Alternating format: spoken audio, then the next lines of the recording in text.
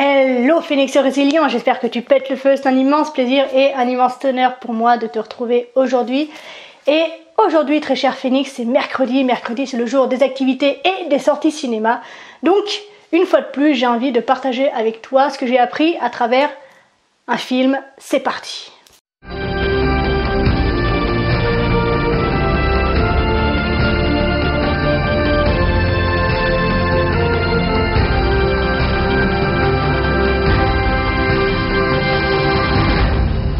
Alors avant de te dire de quoi il s'agit, laisse-moi me présenter pour celles et ceux qui ne me connaissent pas. Je suis Marie Perron, je suis distributrice de coups de pied au derrière, mais gentille quand même, pour te permettre en fait de prendre ton autonomie, de te libérer de tout ce qui te noie, de tout ce qui te dessert, pour que tu puisses vivre ta vie pleinement, que ce soit en termes de confiance en toi, que ce soit en termes de timidité, que ce soit en termes d'emprise, que ce soit en termes même sortir de la violence, de relations toxiques.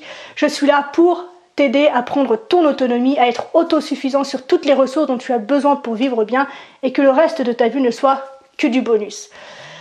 Revenons maintenant dans le vif du sujet. Je te parle donc d'un film qui ne date pas d'hier, ça ne me rajeunit pas du tout.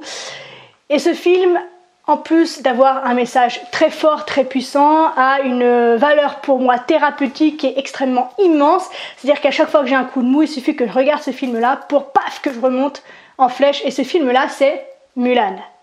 Alors Mulan, en dehors d'être un film donc à vertu thérapeutique, c'est un film qui a des messages très forts et très puissants, beaucoup je trouve. Et il y en a un que j'ai envie de partager, sur lequel j'ai envie d'échanger avec toi aujourd'hui. Celui-ci, c'est la place de la femme dans nos sociétés. Alors, pour celles et ceux qui ne connaissent pas ce film Mulan, donc c'est un dessin animé du studio Disney, un studio que j'aime particulièrement.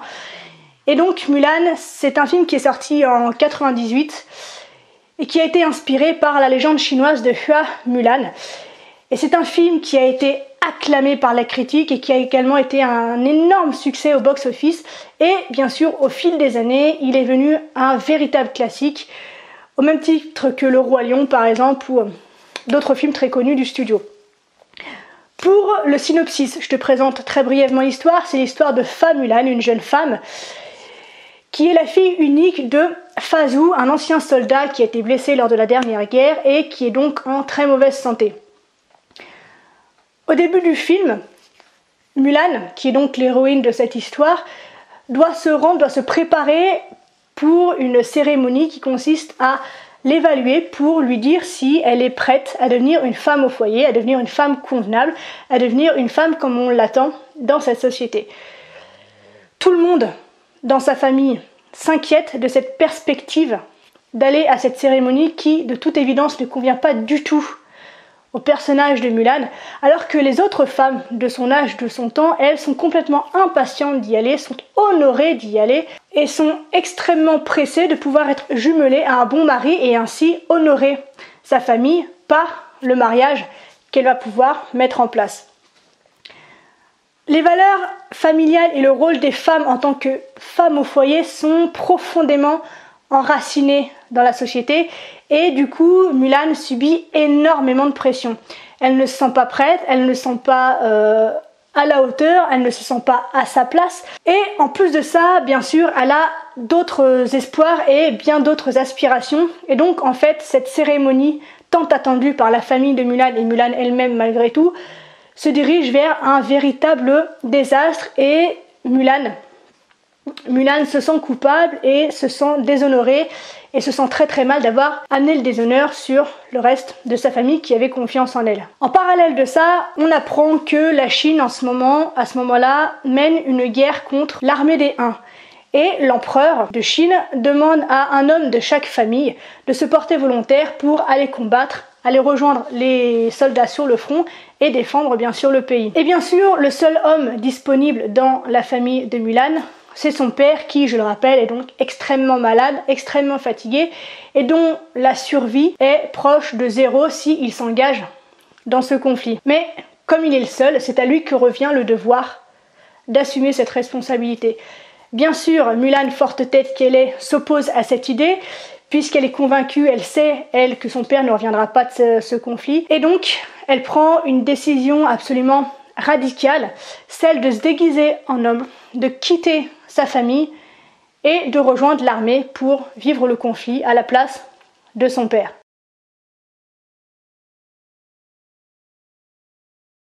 Donc comme je l'ai dit, les valeurs de la famille traditionnelle disent que l'homme est le héros et la femme est reléguée au second plan, à la deuxième place. Et ces règles sont fermement établies, mais Mulan est complètement opposée à ces règles-là et en tout cas se trouve incapable de s'y adapter.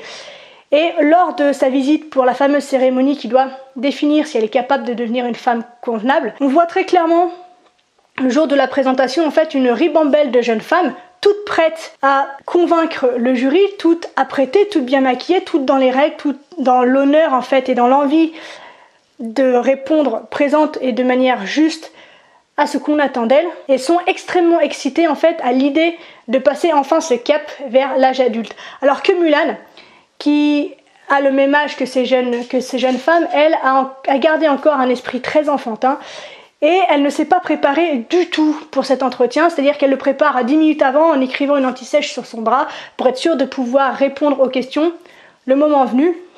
Mais en fait, force est d'admettre que ça lui passe un peu au-dessus. Et donc, en fait, quand elle se retrouve dans cette cérémonie, elle ne sait absolument pas ce qu'elle est censée faire. Elle se trouve là comme un cheveu sur la soupe, pas à sa place du tout, très mal à l'aise. Mais cependant, elle a toujours à l'esprit que son devoir, en premier lieu, envers et contre tout, c'est d'honorer sa famille.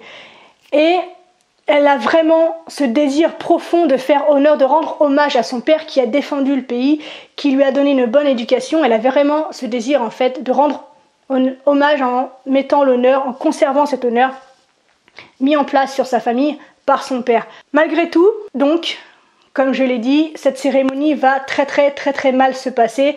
Ça va finir en larmes pour le jury et en humiliation publique pour Mulan et sa famille.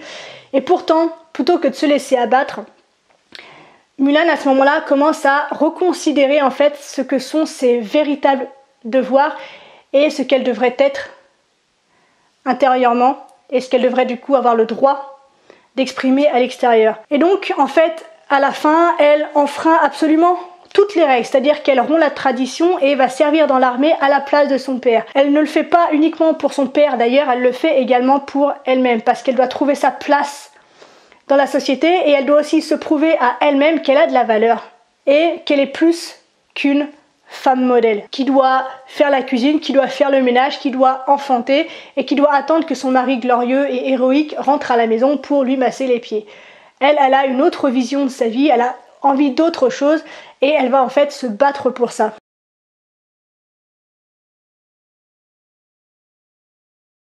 Il y a deux choses très intéressantes qui se produisent lorsque Mulan décide de se déguiser en homme pour intégrer l'armée de Chine, c'est-à-dire qu'elle va se couper les cheveux avec l'épée de son père. Et donc on va séparer ces deux éléments parce que les deux ont un symbolisme extrêmement puissant. C'est un détail, je pense, qui est facile d'oublier et on pourrait facilement supposer que ça fait partie simplement de la transition de Mulan, du changement de la péripétie, du changement de plan en fait dans l'histoire et du début en fait d'une nouvelle aventure pour une héroïne d'histoire. Malgré tout, je pense qu'il y a quelque chose d'autre derrière tout ça parce que les cheveux et l'épée sont chargés donc de connotations symboliques. Si nous pensons à la mythologie, nous verrons que l'épée a toujours été très liée à l'honneur justement. L'épée c'est connecté à l'homme, à la virilité, c'est connecté à la victoire, à la croissance personnelle et à l'honneur dans la bataille. Chaque grand chevalier, chaque grand samouraï, pour rester dans la tradition orientale, a son épée avec laquelle il a remporté des batailles. L'épée que Mulan utilise n'est pas n'importe quelle épée, c'est l'épée de son père avec lequel lui a remporté une guerre déjà auparavant. Et c'est l'épée avec laquelle il a fait honneur à sa famille à lui, mais également à la loi de son pays, sa famille au sens supérieur du terme.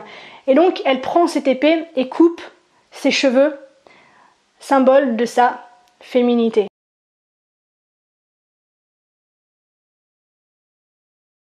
Tu auras donc compris que les cheveux de Mulan hébergent également un symbolisme très puissant et qui est lui aussi lié à l'honneur. Pensez à Samson, ses cheveux symbolisent sa force et son honneur. Et en plus de ça, les cheveux longs sont, comme je l'ai dit précédemment, liés, en termes d'image en tout cas, à la féminité. C'est exactement comme dans le cantar de Miocide, la barbe d'Elcide reflétait son honneur et plus il gagnait de batailles, plus sa barbe grandissait et devenait longue. Et c'est exactement cette raison pour laquelle l'empereur de Mulan a une barbe extrêmement longue qui est le symbole de l'honneur d'être arrivé à son statut et également le symbole de sa sagesse. Quand Mulan en arrive à cette décision-là, elle est associée à la notion d'échec dans le sens le plus négatif du terme. Elle a déshonoré sa famille, elle s'est déshonorée elle-même, elle n'a plus rien à faire ici. Et c'est pour ça qu'elle se coupe les cheveux et le fait avec cette épée qui autrefois était l'objet d'honneur de son père. Et quand elle est finalement revenue de son service de l'armée, qu'elle a sauvé la Chine, Mulan donne à son père cette épée qui ramène à nouveau l'honneur sur la famille Fa. Et en plus de ça, elle ramène les objets offerts par l'empereur comme preuve en fait du courage et du respect qu'il a pour cette personne qui a tout risqué pour sauver son père. C'est de cette manière que l'honneur revient enfin sur la famille certes, mais surtout sur elle-même.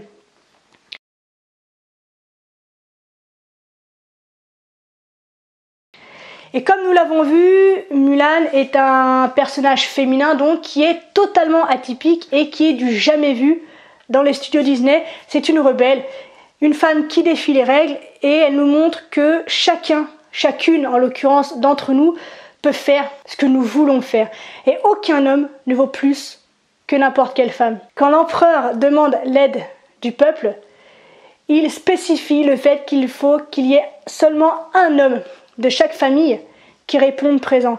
Il a stipulé que cet homme ne pouvait pas être remplacé par quelqu'un d'autre. Et ce, même si sa santé l'empêche de combattre convenablement. Et Mulan, elle, considère que c'est injuste, elle est jeune et considère qu'elle peut mieux servir la Chine, son pays, que son père qui est actuellement malade et qui risque bien sûr d'y laisser sa vie puisque de toute façon il n'est absolument pas en condition de subir un conflit de cette ampleur. Et donc tu t'en doutes, pour Mulan, au tout début, les choses sont extrêmement difficiles à vivre pour elle parce qu'elle arrive dans un monde d'hommes qui n'est pas fait pour elle, un monde dans lequel elle se sent pas à sa place, mais alors du tout, peut-être encore moins que dans le précédent.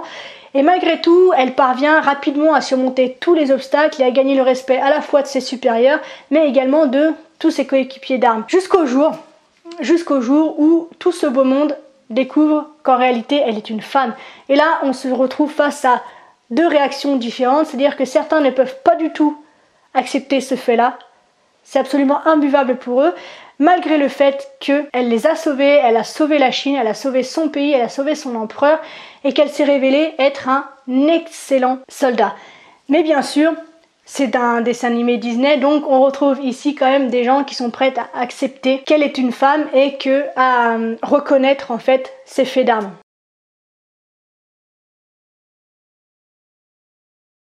Pour répondre à la question que certains se posent probablement, oui, je suis féministe. Mais avant de crier au sectarisme et à la haine, laisse-moi te donner ma définition du féminisme. Pour moi, un ou une féministe, c'est une personne qui reconnaît l'égalité et la pleine humanité chez les femmes et chez les hommes. Et c'est exactement à cette définition que répond ce film Mulan. Il y a plusieurs moments dans ce long métrage qui montre combien il est difficile, extrêmement difficile même parfois, d'être une femme dans un monde créé par et pour des hommes. Beaucoup d'hommes n'écoutent absolument pas les femmes et qui vont jusqu'à dire qu'en fait une femme doit se taire en la présence d'un homme. Ils disent également qu'une femme ne vaut absolument rien puisqu'elles ne sont que des femmes. Et malgré les adversités, malgré tous ces obstacles, malgré toutes ces difficultés, malgré le fait qu'elle risque d'apporter une nouvelle fois le déshonneur sur sa famille et de perdre la vie si elle est découverte, Mulan s'avère être une extraordinaire héroïne parce qu'elle brise tous les stéréotypes et sauve son pays, montrant de cette manière qu'elle n'est pas moins une personne convenable qu'un homme sous prétexte qu'elle est une femme. Et quand on observe ce personnage évoluer dans le film, on voit clairement un avant et un après, c'est-à-dire que la jeune Mulan insouciante, enfantine que nous avions au début a complètement disparu. Et elle a maintenant prouvé qu'elle était une femme forte, courageuse, comme n'importe quel homme le serait. Alors bien sûr, quand Mulan a pris cette décision qui est très difficile et qui est très lourde de sens et de conséquences, Elle n'était probablement pas consciente de l'ampleur du conflit dans lequel elle s'engageait. Et cette conscience-là, elle va avoir au moment où elle arrive au camp et qu'elle s'aperçoit qu'il n'y a absolument aucun survivant. La seule chose qu'elle va retrouver, c'est une poupée. Une poupée probablement perdue par une petite fille qui a été tuée dans le conflit. Et une poupée donc qui symbolise le côté féminin et enfantin qu'elle a laissé derrière elle pour affronter ce conflit à la place de son père. Et cette rencontre avec la poupée, c'est une rencontre en fait avec elle-même, avec son vrai soi. Cette rencontre marque également la fin de son innocence et son entrée dans la maturité, dans le fait d'être une adulte, dans le fait d'être une personne avec des responsabilités. Mulan est très loin d'être une princesse et le film ne parle absolument pas de sa beauté. Elle est loin en fait de la princesse typique Disney avec les cils en papillotes comme ça et les longues robes et les machins. En fait, c'est une femme qui représente toute la classe normale des femmes avec des espoirs et des rêves qu'elle compte réaliser, pour lesquels elle est prête absolument à tout. C'est une femme qui voulait surmonter tous les obstacles et qui voulait montrer coûte que coûte qu'elle n'est en rien inférieure aux hommes. Et c'est le message que j'ai envie de faire passer aujourd'hui, c'est que nous sommes tous pourvus de capacités qui nous donnent le pouvoir de réaliser nos rêves. Que nous soyons hommes, que nous soyons femmes, que nous soyons petits, que nous soyons gros, que nous soyons blancs, que nous soyons noirs, que nous soyons en santé, que nous soyons malades, nous avons tous des compétences et des capacités à partir desquelles on peut grandir et évoluer, quelle que soit notre condition. Et j'ai envie de finir sur une phrase de Gloria Steinem qui dit très justement que finalement une femme sans homme, c'est comme un poisson sans bicyclette. Donc voilà, c'est tout pour aujourd'hui. J'espère que cette vidéo te plaît et t'intéresse. N'hésite pas comme d'habitude à interagir avec moi via les commentaires pour me dire ce que tu en penses. Si tu as une position toi sur le féminisme. Et si tu es un homme, j'aimerais bien avoir justement ton point de vue sur la question parce que je sais que c'est une notion qui est très difficile et mal comprise surtout par un grand nombre de personnes. Bref, interagis avec moi par les commentaires. Je vous lis absolument tous. C'est toujours un plaisir en fait de voir à quel point vous êtes impliqués dans les débats que je lance. Merci beaucoup d'ailleurs pour ça. Si tu penses que cette vidéo peut en aider certains, en éclairer d'autres, je t'invite à la liker puis à la partager afin qu'un maximum de personnes puissent comprendre et prendre conscience que quelle que soit sa condition, tout est toujours possible pour peu qu'on le veuille et pour peu qu'on se mette en action. Tu commences à me connaître. Si tu veux rejoindre le mouvement des phénix positifs pour avoir accès à un groupe de personnes comme ça, bienveillantes, avec des expériences douloureuses, qui essayent de s'en sortir, qui s'en sont sorties et qui partagent leur expérience, des défis et des outils, inscris-toi via le lien qui s'affiche maintenant et on se retrouve tout de suite. Je te retrouve très vite dans une prochaine vidéo. D'ici là, bien sûr, prends soin de toi, sois reconnaissant envers la vie et surtout, n'oublie jamais que tu es la personne la plus importante de ta vie et que de ce fait, tu mérites ce qu'il y a de meilleur. Je te souhaite une extraordinaire journée, une magnifique semaine. Je te dis à très bientôt. Je t'aime. Ciao.